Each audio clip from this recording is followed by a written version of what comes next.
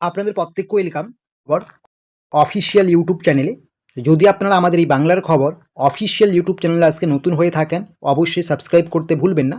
এবং আপনাদেরকে নিয়ে আমাদের যে বাংলার খবর অফিসিয়াল ফেসবুক পেজ রয়েছে, অবশ্যই আপনারা আমাদের সেই বাংলার খবর অফিসিয়াল ফেসবুক পেজে যুক্ত হয়ে যাবেন। অন স্ক্রিন দেখতেই পাচ্ছেন ফেসবুকের স্ক্রিনশট, এবং সেটার লিঙ্ক ভিডিও ডেসক্রিপশন বক্সে দেওয়া আছে। আপনারা যদি আমাদের বাংলার খবর অফিসিয়াল ফেসবুক পেজটিতে যুক্ত হয়ে যান, অবশ্যই কিন্তু সমস্ত রকম আপডেটস আপনারা সেই ফেসবুক পেজেই পেয়ে যাবেন।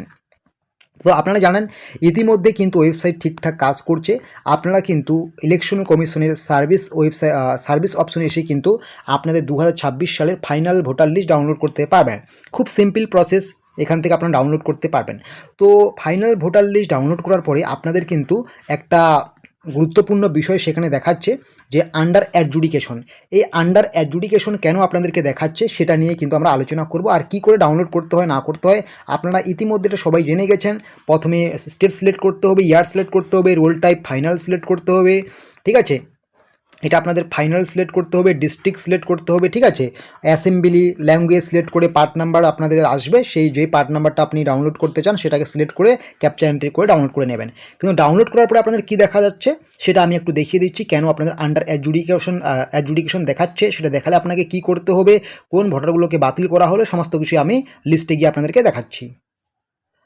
তারপরে যখন ডাউনলোড করছেন, যদি আপনাদের নামের পিছনে বা নামের উপরে, নামের মধ্যেই যদি এরকম আপনার দেখায়, এই যে আপনারা দেখতেই পাচ্ছেন আন্ডার অ্যাডজুডিকেশন, এইরকম যদি আপনার নামের মধ্যে দেখায় আন্ডার অ্যাডজুডিকেশন, এটা মূলত কাদের আসছে? যারা আপনারা এসআইআরের শুনানিতে গিয়েছেন এবং যে কাগজপত্রগুলো জমা দিয়েছেন আপনাদেরই কিন্তু এরকম আসছে বেশিরভাগ ক্ষেত্রে, ঠিক আছে। তো আন্ডার অ্যাডজুডিকেশন মানে কিন্তু আপনাকে বাতিল দেওয়া হয়নি। আপনি এসআইআরের শুনানিতে যে কাগজপত্রগুলো জমা দিয়েছেন সেগুলো কিন্তু এখনও যাচাই বাছাইয়ের কাজ বাকি রয়েছে। যখন সম্পূর্ণ আপনার যাচাই বাছাই কাজ শেষ হয়ে যাবে এবং ইলেকশন কমিশন যদি মনে করে আপনি সঠিক ভোটার লিস্টে জায়গা পাওয়ার যোগ্য, তাহলে কিন্তু পরবর্তীতে ইলেকশন কমিশন আরেকটা ফাইনাল ভোটার লিস্ট প্রকাশিত করবে। সেখানে কিন্তু আপনার যে নাম থাকবে সেই নামের উপরে কিন্তু আন্ডার অ্যাডজুডিকেশন লেখাটা থাকবে না। যাদের আপনাদের নামের উপরে আন্ডার অ্যাডজুডিকেশন লেখা আছে এরা মূলত কিন্তু আপনারা এসআইআরের শুনানিতে যে কাগজপত্রগুলো আপনারা জমা দিয়েছেন সেই কাগজপত্রগুলো কিন্তু এখনও আপনাদের যাচাই বাছাই প্রক্রিয়া সম্পূর্ণ হয়নি।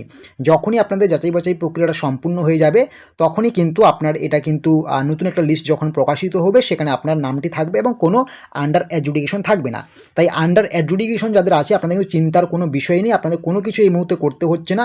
এটা কিন্তু অটোমেটিক কিন্তু পরবর্তীতে যখন ভোটার লিস্ট প্রকাশিত হবে ফাইনাল আরেকটি, সেখানে কিন্তু আপনার থাকবে না যদি আপনি সঠিক তথ্য দিয়ে সঠিকভাবে এসআইআরের হ্যারিংটা করে থাকেন এবং সেখানে যে বিচারকরা রয়েছেন আপনাকে যদি মনে করে যে আপনি সঠিক ভোটার, ঠিক আছে।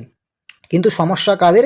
যাদের আপনাদের এই উপরে আন্ডার অ্যাডজুডিকেশন না লেখে বা লেখা না থেকে ডিলিট লেখা রয়েছে, যাদের আপনাদের ডিলিট লেখা রয়েছে তারা আপনারা হয়তো মৃত ভোটার রয়েছেন, ঠিক আছে, এরকম হতে পারেন।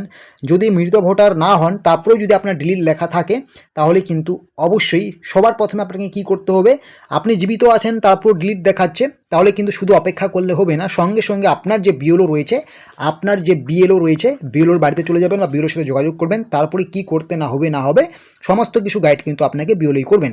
আশা করি বুঝতে পারছেন।